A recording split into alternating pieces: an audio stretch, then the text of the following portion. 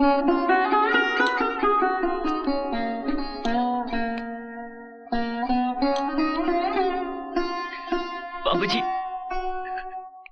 बाबूजी। रो मत मेरे बच्चों। नसीब जब बिन मांगे कुछ देता है, बिना पूछे छीन भी लेता है। कृष्ण प्रसाद ने हमें जो कुछ दिया था वो ब्याज के साथ वसूल कर लिया। अब तुम ही बताओ कि जिस बच्चे ने चोरी से मां का दूध तक नहीं पिया, उस पर लाखों के फ्रॉड का इल्जाम लगा दिया गया। बाबूजी, आपने कोर्ट में अपील की? कहां अपील करूं बेटी? मुझे तो ऐसा लग रहा है कि ये कायदे कानून हम गरीबों को इंसाफ दिलाने के लिए नहीं, बल्कि अमीरों की सहूलियत के लिए हैं। कोई वकील मेरा केस लड़ने को तैयार ही नहीं है। अरे मैं तो थक गया कानून को दुहाई देते देते। आज ही मैं उस टाइकून कृष्ण प्रसाद से जाके पूछूंगा कि हमें जलील करने के लिए तुम इतने मेहरबान हुए थे हम पे। केपी साहब, मैं आपसे अपने बेटे की रिहाई की भीख मांगने आया हूं। कुछ एहसान तो आपने अपनी मर्जी से किए थे, कुछ मैं आपसे मांगने आया हूं। कृष्ण प्रसाद मांगने वाले को सिर्फ भीख देता है, मगर तुम उन भिखारियों में से हो जो सिर्फ धुतकार के काबिल हैं। सच्चाई क्या है हुजूर, ये तो मैं नहीं जानता, मगर मैं ये जरूर जानता हूं कि जिसे आप जैसा बड़ा आदमी मुजरिम कह दे, उसे बेकसूर कोई भी साबित नहीं कर सकता। आपके कहर ने मेरी कमर तोड़ दी है हुजूर। मैं आपके सामने हाथ जोड़ता हूं, मेरे दीपक को छोड़ दीजिए। ये जानते हुए भी कि उसने मुझे जलील किया, मेरी कंपनी में लाखों रुपए का गबन किया। कृष्ण प्रसाद इज्जत और दौलत दोनों को एक साथ गवाकर खुश रहने वालों में से नहीं है, समझे? रहम कीजिए मुझ पे, मैं बहुत थक गया हूं। मेरे बूढ़े कंधों पे एक बदनामी का बहुत बड़ा बोझ आ पड़ा है। छोड़ दीजिए मेरे बेटे को।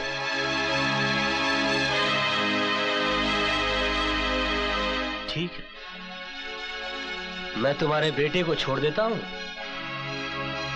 तुम अपनी बहू को मेरे पास भेज दो। कृष्ण प्रसाद, कमीने!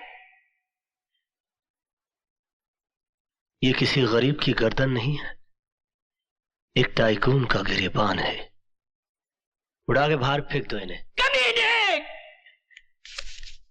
पहले मेरे बेटे को फंसा दिया, अब मुझसे मेरी बहू मांगता है।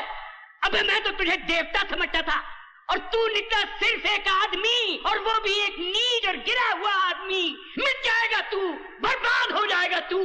लोग थूकेंगे तेरे इतिहास पर और लानत भेजेंगे तेरी हस्ती पर। ये मेरी बद्दुआ है तेरे लिए, समझे? ये मेरा श्राप है तुझे, कृष्ण प्रसाद।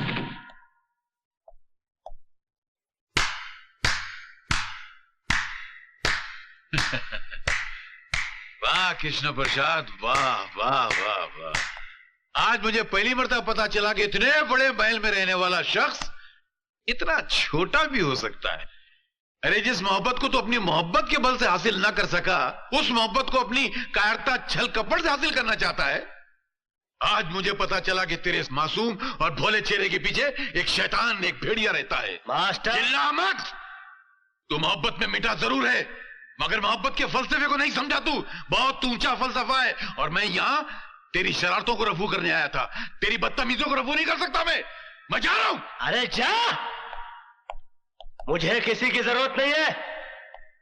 अरे जब मैंने अपने दिल में रहने वालों के जाने का अफसोस नहीं किया, तो घर से जाने वालों की परवाह क्या करूंगा। मास्टर, तो सिर्फ बातों की चिंदियां रफू कर सकता है, दिलों के चिथड़ों को नहीं। चल जा, कोई जरूरत नहीं है मुझे किसी की।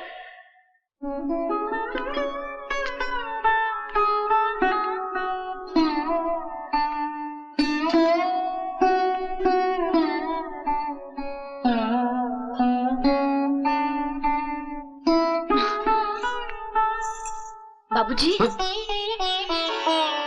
क्या कहा कृष्ण प्रसाद ने? अरे कहेगा क्या, वो खुद दीपक को छुड़ाएगा।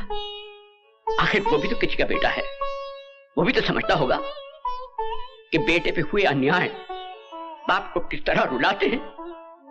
उन्होंने कहा क्या बाबूजी? कहा ना वो छुड़ा देगा, बाबूजी, मेरे चेहरे पे घूंघट नहीं है। मैं आपकी आंखों में अपमान के आंसू देख रही हूँ। कोई ऐसी कड़वी बात आप सुनकर आए हैं जिसे कहते हुए आपकी जबान आपका साथ नहीं दे पा रही है। मुझे बताइए बाबूजी, पति के गम से ज्यादा गमगीन कोई बात नहीं हो सकती जिसे एक पत्नी सुन ना सके। मेरी बात तो सुनो बहू। मैं आपकी बात समझ रही हूँ बाबूजी, मगर ये नहीं समझ पाई कि कृष्ण प्रसाद मेरे पति को छोड़ना नहीं चाहते या आप उसे छुड़ाना नहीं चाहते। हाँ, मैं छुड़ाना नहीं चाहता। कोई बाप अपनी बेटी की ऐसी रिहाई नहीं चाहेगा जिसके लिए उसे अपनी बहू के सम्मान को बेचना पड़े। बस बाबूजी, मुझे कृष्ण प्रसाद का संदेशा मिल गया। कृष्ण प्रसाद ने आपके बेटे की रिहाई के लिए बहू की जमानत मांगी है ना? नहीं बहू, तुम चौखट के बाहर कदम नहीं रखोगी।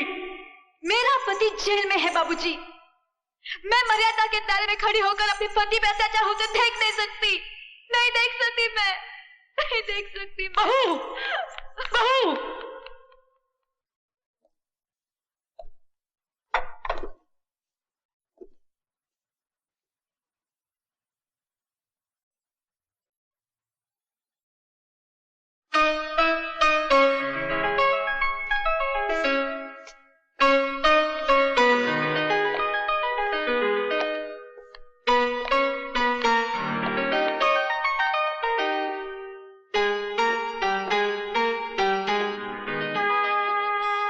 मैं आ गई हूं केपी साहब,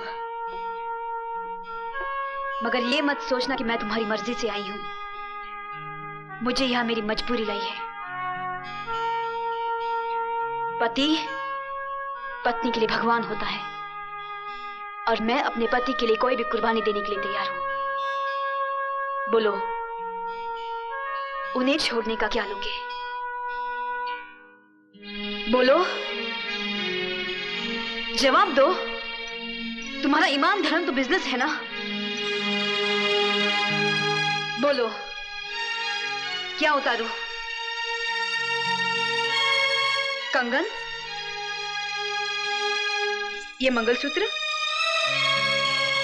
या फिर ये?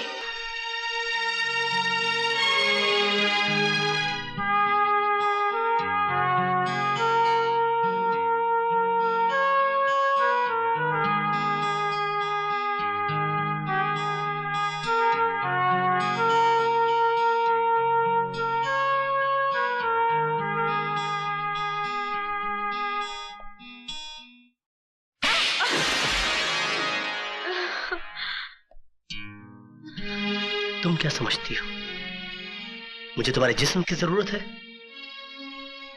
तुम्हारे शरीर की भूख है मुझे?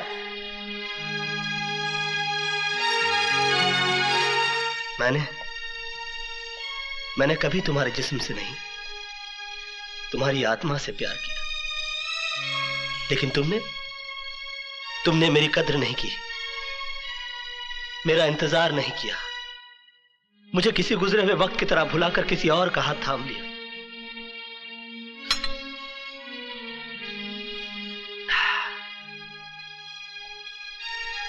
प्यार हम दोनों ने किया, मगर तड़पना सिर्फ मेरे नसीब में आया।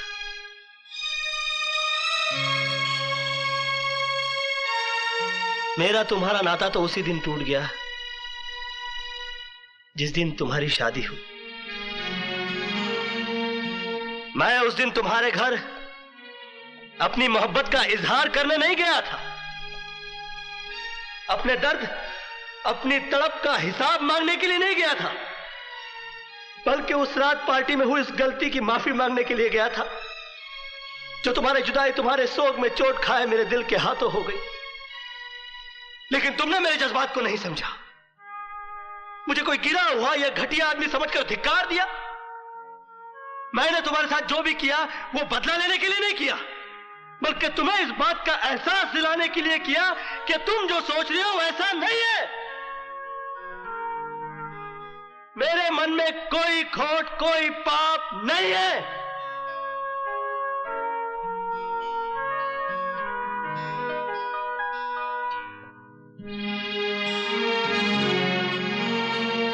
मोहब्बत का दर्द बड़ा जानलेवा होता है पूजा जी। मैंने तो तुम्हें माफ किया, मगर दोबारा कभी इंसान का जन्म मिले तो मोहब्बत जरा सोच समझ कर कीजिएगा।